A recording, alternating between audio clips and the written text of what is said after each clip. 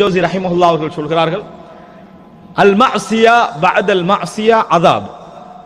ஒரு பாவம் செய்த பின்னால் இன்னொரு பாவம் உங்களுக்கு செய்வதற்கான சந்தர்ப்பமும் சூழலும் கிடைக்கிறது என்றால் இறைவன் உங்களை தண்டிக்கிறான் என்று அர்த்தம். இறைவன் உங்களை தண்டிக்கிறான் என்பது அர்த்தம். காரணம், உங்களுக்கு அல்லாஹ் வசதி செய்கிறான், உங்களுக்கு வாசலை திறக்கிறான்.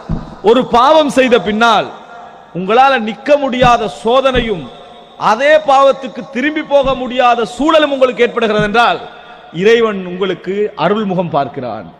உங்களுக்கு இறைவன் திரும்பி வருவதற்கான அழைப்பை இறைவன் என்ன செய்கிறான், உங்களுக்கு தருகிறான் என்பது அர்த்தம். ஆனால் இன்றைக்கு எங்களுடைய நிலை என்ன? இறைவன் ஒரு பாவம் செய்த பின்னால் அடுத்த பாவம் செய்வதற்கான சந்தர்ப்பத்தை என்ன செய்கிறான், கொடுக்கிறான் என்று சொன்னால், அன்புள்ள சகோதரர்கள், சில மார்க்க அறிஞர்கள் சொல்வார்கள், நான் ஒரு பாவம் தனிமையில் செய்திருப்பேன், அதனுடைய விளைவை என் வாகனத்தில் நான் காண்பேன், என் மனைவியில் நான்